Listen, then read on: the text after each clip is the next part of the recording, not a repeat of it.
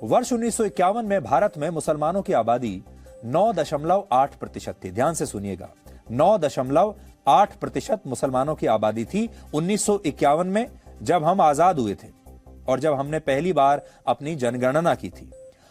और वर्ष 2011 में बढ़कर उनकी आबादी 14.23% हो चुकी है। यानी पिछले 60 वर्षों में भारत में मुसलमानों की आबादी 5% बढ़ी। और आज अगर दोबारा से सेंसस की जाए, जनगणना की जाए, तो ये और भी ज्यादा बढ़ी हुई आपको मिलेगी।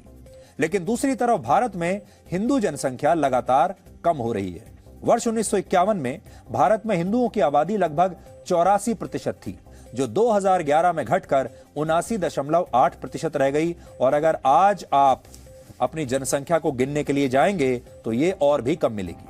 अमेरिका के थिंक टैंक प्यू रिसर्च सेंटर के मुताबिक 2011 से 2021 के बीच, यानी पिछले 10 वर्षों में भारत में हिंदुओं की आबादी लगातार और कम हुई है, जबकि मुसलमानों की आबादी में लगातार वृद्धि देखी गई है पिछले 10 वर्षों में।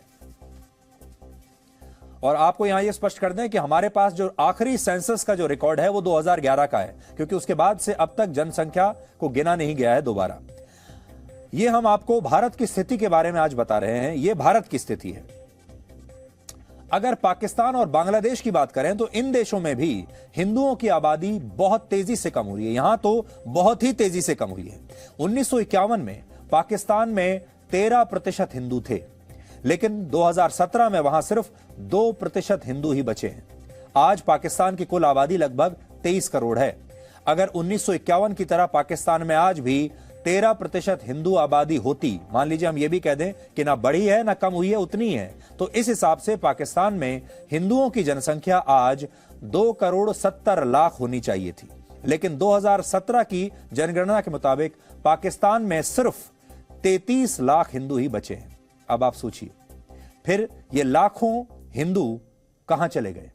अब आप ये सोचिए, इतने लाख हिंदू जो हैं, जो अब कम पड़ रहे हैं, ये अचानक पाकिस्तान से कहां गायब हो गए? या तो इन्हें मार दिया गया, या ये पाकिस्तान छोड़कर भाग गए, और या फिर इन्होंने अपना धर्म परिवर्तन कर लिया। ये 3 बातें हो सकती हैं। इसी तरह बांग्लादेश में 1974 में 13.5% हिंदू आबादी थी, लेकिन 2011 में वहां भी हिंदू जनसंख्या घटकर सिर्फ 8.5% रह गई। आज बांग्लादेश की कुल आबादी लगभग 15.5 करोड़ है, और 1974 के हिसाब से आज बांग्लादेश में 2 करोड़ हिंदू होने चाहिए थे, लेकिन अभी बांग्लादेश में सिर्फ 1,27,00,000 हिंदू बचे हैं। तो वहां पर भी लगभग 75 लाख हिंदू कहां गायब हो गए? उन्होंने या तो पलायन किया, या उनकी हत्या कर दी गई, और या फिर उन्होंने अपना धर्म बदल लिया। अब दुख की बात यह है कि अगर सारा आप मिला लेंगे तो आपको ऐसा लगेगा कि करोड़ों हिंदू पिछले 70 वर्षों में बांग्लादेश और पाकिस्तान से गायब हो गए।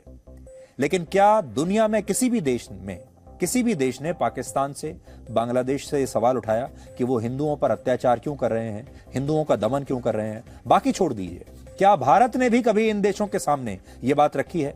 वो भी छोड़ दीजिए, सरकार को भी। क्या भारत के हिंदुओं ने, जो आज 100 करोड़ के ऊपर हैं, क्या भारत के हिंदुओं ने भी कभी इस मुद्दे को उठाया है? हमारे देश के 100 करोड़ हिंदुओं ने कभी यह सवाल नहीं पूछा कि पाकिस्तान और बांग्लादेश में उनके जो लाखों हिंदू भाई हैं, वो उनका हुआ क्या? वो कहां चले गए? वो गायब कैसे हो गए? किसी ने ये पूछने की हिम्मत नहीं दिखाई, किसी को फुर्सत ही नहीं है।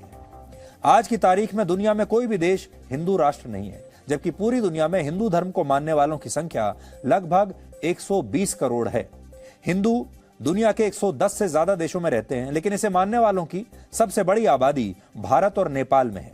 और नेपाल किसी जमाने में दुनिया का एकमात्र हिंदू राष्ट्र हुआ करता था, लेकिन अब नहीं है।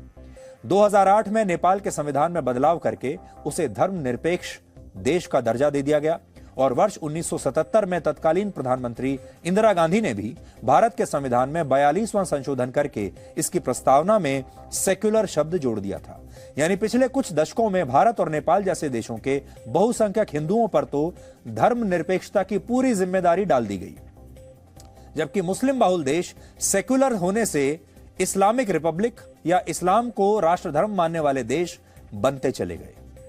यह फर्क आया है। और इन देशों में भी, भारत जैसे देशों में भी, धर्मनिरपेक्षता की जो सारी जिम्मेदारी है वो बहुसंख्यक हिंदुओं पर डाल दी गई, और जो अल्पसंख्यक समुदाय है उसे एक वीआईपी स्टेटस दे दिया गया और उसने इतने वर्षों में सिर्फ मलाई खाई। वर्ष 1956 में पाकिस्तान, वर्ष 1979 में ईरान, 1980 में बांग्लादेश, 2005 में इराक, ये तमाम देश या तो पूरी तरह से इस्लामिक देश बन गए या फिर इस्लाम को इन्होंने अपना राष्ट्र धर्म मान लिया। पूरी दुनिया में करीब 190 करोड़ लोग इस्लाम को मानते हैं, 190 करोड़, और इनमें से करीब 160 करोड़ लोग इस्लामिक देशों में रहते हैं। और इनमें से भी ज्यादातर देशों में धर्म का पालन करना चॉइस नहीं है, विकल्प नहीं है, बल्कि मजबूरी है, क्योंकि लगभग सभी मुस्लिम देशों में धर्म के अपमान को अपराध माना जाता है और कुछ देशों में तो इसके लिए मौत की सजा भी है।